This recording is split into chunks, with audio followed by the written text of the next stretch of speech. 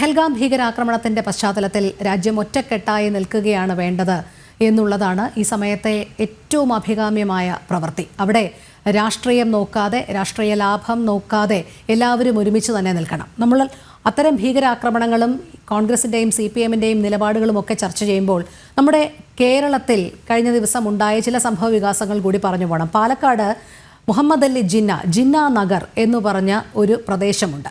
അത് മാറ്റണം എന്ന് BJP കൗൺസിലർമാർ ഇന്ന് അവിടുത്തെ നഗരസഭയിൽ ആവശ്യം ഉന്നയിക്കുകയും പക്ഷേ അതിനെതിരെ നിൽക്കുന്ന UDF-നെയുമാണ് കണ്ടത്. ഈ ജിന്നയുടെ പേര് മാറ്റി BJP കൗൺസിലർമാർ ആവശ്യപ്പെട്ടത് മുൻകാല കോൺഗ്രസ് നേതാവായ ചേറ്റൂർ ശങ്കരൻ നായരുടെ പേരിടണം എന്നായിരുന്നു. പക്ഷേ അതിനുപോലും സാധ്യമല്ല എന്നുള്ള രീതിയിൽ വലിയ അതിക്രമം കാണിച്ച് ആ യോഗം അലങ്കോലപ്പെടുത്തുന്ന ഒരു സാഹചര്യം നമ്മൾ കണ്ടതാണ്. അപ്പോൾ എവിടെയും ഈ പ്രീണന രാഷ്ട്രീയം അത് മുൻനിർത്തിക്കൊണ്ടാണ് പലപ്പോഴും അഭിപ്രായങ്ങളടക്കം വരുന്നത്. അതിൻ്റെ ഒരു അനുരണനമാണ് നമ്മൾ ഈ പഹൽഗാം ഭീകരാക്രമണത്തിലും ഇത്തരം സാമൂഹ്യ മാധ്യമങ്ങൾ കൈകാര്യം ചെയ്ത പ്രതിപക്ഷ പാർട്ടികളുടെ ഒരു അഭിപ്രായമായി കാണേണ്ടത്, അല്ലേ? ഈ പ്രീണന സ്വഭാവം അത് എവിടെയാണോ തങ്ങൾക്ക് അനുകൂലമാകുന്നത് അവിടെ തന്നെ നിൽക്കുക എന്നുള്ളതാണ്. രാജ്യമാണ് പരമപ്രധാനം എന്നുള്ളത് അവർ എപ്പോഴൊക്കെയോ മറന്നു പോകുന്നു. അങ്ങനെയാണോ അനുമാനിക്കേണ്ടത്?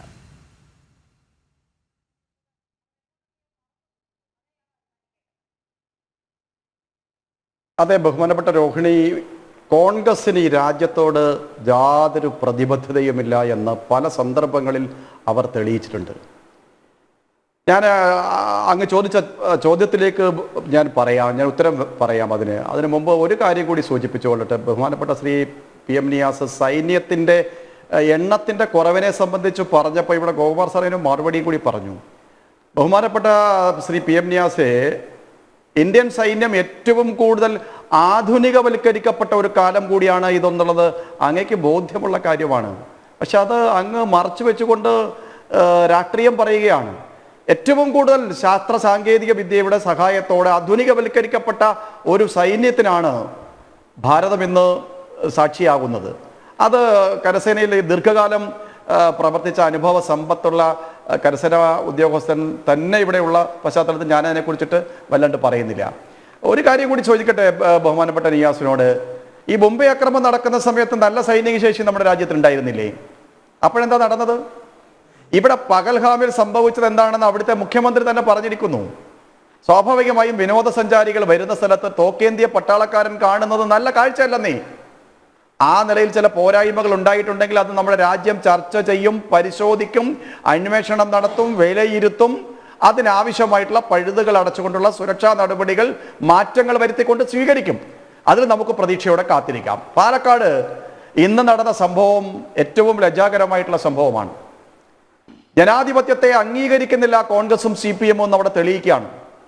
തെരഞ്ഞെടുക്കപ്പെട്ട ഒരു നഗരസഭാ ഭരണസമിതി നയപരമായി എടുത്ത ഒരു തീരുമാനം, ഭൂരിപക്ഷം നഗരസഭയിൽ ഉള്ള ഒരു ഭരണകക്ഷി അത് BJP ആയതുകൊണ്ട് അവിടെ RSSന്റെ സ്ഥാപകന്റെ പേരിൽ ഒരു സ്ഥാപനം ആരംഭിക്കാൻ പാടില്ല എന്ന ജനാധിപത്യ വിരുദ്ധമായ സമീപനമാണ് കോൺഗ്രസും CPM-ഉം ഇന്ന് അവിടെ സ്വീകരിച്ചിട്ടുള്ളത്. അത് തത്സമയം കേരളം കാണുകയാണ്. ചേറ്റൂർ ശങ്കരൻ നായരെ സ്മരിക്കാൻ ഏത് സന്ദർഭം വേണ്ടി വന്നു? ബഹുമാനപ്പെട്ട പ്രധാനമന്ത്രി ഒരു പ്രസംഗ മധ്യത്തിൽ അദ്ദേഹത്തെ അനുസ്മരിക്കുമ്പോഴാണ് കോൺഗ്രസുകാരൻ കാടുപിടിച്ച് കടന്ന ആ സ്മാരകത്തിലേക്ക് ഇപ്പൊ പോയതെന്നുള്ളത് നമ്മൾ കഴിഞ്ഞ ദിവസം കണ്ടില്ലേ? അതുകൊണ്ട് കോൺഗ്രസിന് ദേശീയതയില്ല, ദേശീയ ബോധമില്ല, രാജ്യസ്നേഹമില്ല. അതെല്ലാം തന്നെ ഒരു കുടുംബത്തിൽ കേന്ദ്രീകരിച്ചുകൊണ്ട് മതം പറഞ്ഞു കൊന്നവനെ തള്ളിപ്പറയാൻ, മതം പറഞ്ഞു കൊന്നത് ശരിയായില്ല എന്ന് പറയാൻ, അത് ശരിയായില്ല എന്ന് പറയാൻ ഈ രാജ്യത്തിന്റെ പ്രതിപക്ഷ നേതാവിന് താല്പര്യമുണ്ടോ? അതിനുള്ള തൻ്റെ ഇടമുണ്ടോ?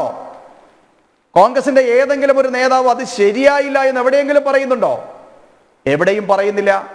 ജമ്മു കാശ്മീരിലുള്ള CPM-ന്റെ ഒരു MLA ഇന്ന് അവിടെ നടത്തിയിട്ടുള്ള പ്രതികരണം എന്താണ്?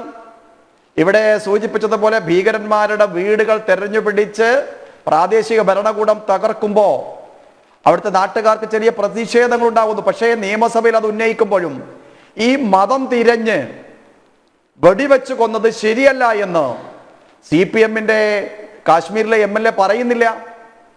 അദ്ദേഹം CPM-ന്റെ കേന്ദ്ര കമ്മിറ്റി അംഗമാണ് ബഹുമാനപ്പെട്ട രോഹിണി. ആ MLA-യുടെ അഭിപ്രായത്തോട് മലയാളിയായിട്ടുള്ള CPM-ന്റെ അഖിലേന്ത്യാ ജനറൽ സെക്രട്ടറി ശ്രീമാൻ MA ബേബിക്ക് യോജിപ്പുണ്ടോ? അതുകൊണ്ട് ജിന്ന റോഡ് പാലക്കാട് ഉണ്ടാവുന്നത് കോൺഗ്രസിനും CPM-നും വലിയ ഇഷ്ടമുള്ള കാര്യമാണ്. എത്ര കാലമായി ആ റോഡിന് അങ്ങനെ പേരിട്ടിരിക്കുന്നു. അത് മാറ്റിക്കൊണ്ട് ഈ നാടുമായി ബന്ധപ്പെട്ട് ദേശസ്നേഹപരമായിട്ടുള്ള പ്രവർത്തനങ്ങൾ ഏർപ്പെട്ടിട്ടുള്ള ആളുകളുടെ പേരുകൾ കൊടുക്കണമെന്ന് പറയാൻ ഇപ്പൊ BJP അവിടെ അധികാരത്തിൽ വരേണ്ടി വന്നു. ഡോക്ടർ ഖഡ്ഗേവാർ RSSന്റെ സ്ഥാപകന്റെ പേരിൽ ഒരു സ്ഥാപനം ആരംഭിക്കുന്ന പ്രക്ഷോഭത്തിന്റെ വേള അവിടെ ഉണ്ടാവേണ്ടി വന്നു. ജനാധിപത്യത്തെയും അവിടെ വെല്ലുവിളിച്ചുകൊണ്ട് മുമ്പോട്ട് പോകുന്ന ഒരു സാഹചര്യമാണ് ഉണ്ടായത്.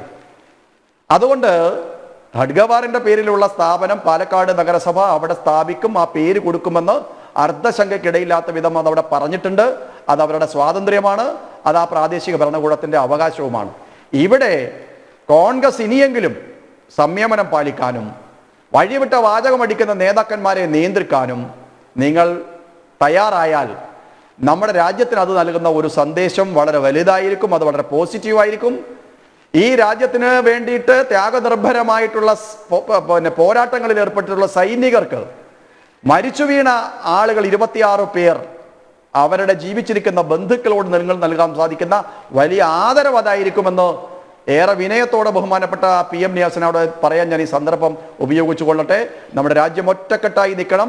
വരുന്ന ദിവസങ്ങളിൽ വളരെ സന്തോഷകരമായിട്ടുള്ള വാർത്തകൾ ഉണ്ടാകുമെന്നാണ് ഇപ്പം നമ്മുടെ മാധ്യമങ്ങൾ വാർത്തകളായി വന്നുകൊണ്ടിരിക്കുന്നത്.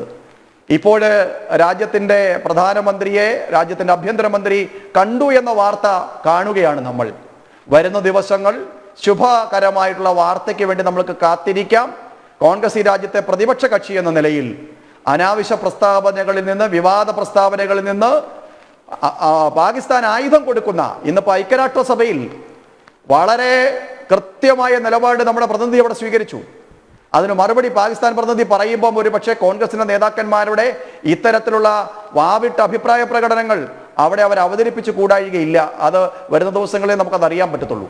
അത്തരം അവസരങ്ങൾ ദയവായി പാകിസ്ഥാന് കൊടുക്കരുത്, നമ്മുടെ ശത്രു രാജ്യത്തിന് കൊടുക്കരുത്. ഭീകരവാദം നമ്മുടെ രാജ്യത്ത് നിന്ന് തുടച്ചു നീക്കപ്പെടേണ്ടത് തന്നെയാണ്.